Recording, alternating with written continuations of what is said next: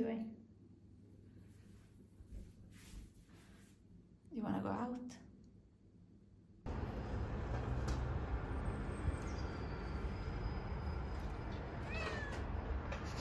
What?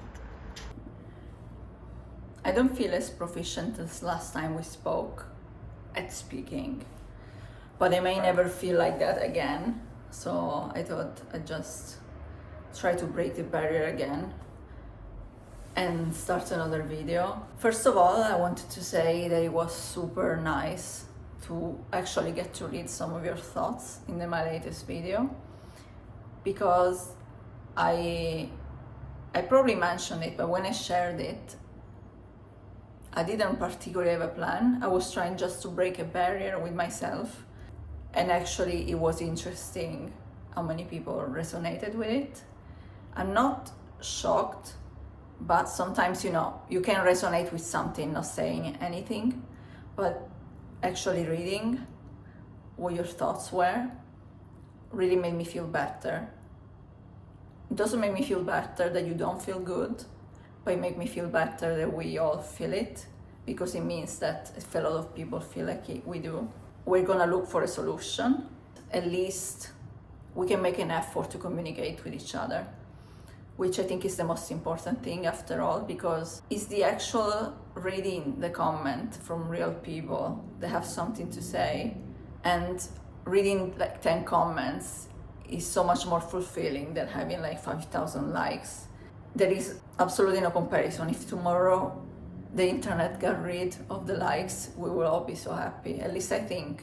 Anyway, I'm leaving the kitchen, bye. Since I came back in January, I've been home alone. I decided to take this time to actually take at least a room and try to make it feel more like me. And this is what I've been doing with this room.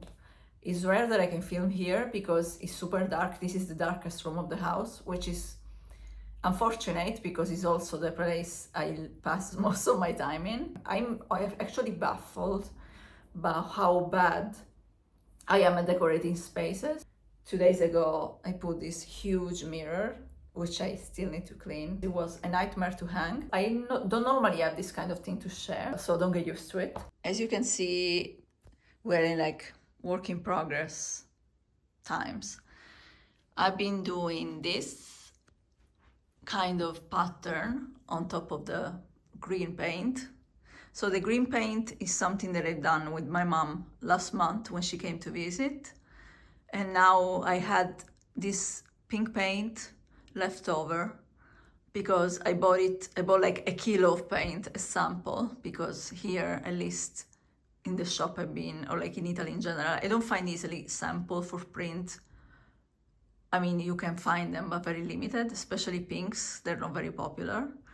So I got like a kilo of paint that then I didn't end up using for the actual main wall, but I thought it was a waste. And since this green is so perfect with the pink, I decided to do this pattern, and I've been doing it for now only on this one wall. And I really like it. I tried many patterns on digital, like on my iPad, and this one stood out because it seemed simple enough that I could do it, working well with pink and green. And it also made me think of Sicily, because this pattern is quite common in Sicilian art, not with these colors, but even better, so it's more particular. As you can see, I've done this kind of like stencil with some leftover paper I had.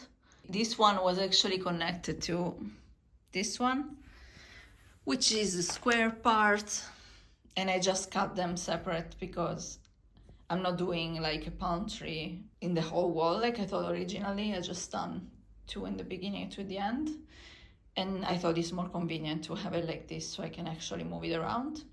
It's not perfect, but it worked perfectly, so that's fine. I'm very happy with this solution. And as for homemade solutions, I wanted to show you something. Could you even ever guess what this is? It looks like some cool cosplay weapon work in progress, but it's not. I'll show you what I've done with it now. I painted this giant gold star until last week I didn't have lampshade. Is it called lampshade? Yeah, it's definitely not a chandelier.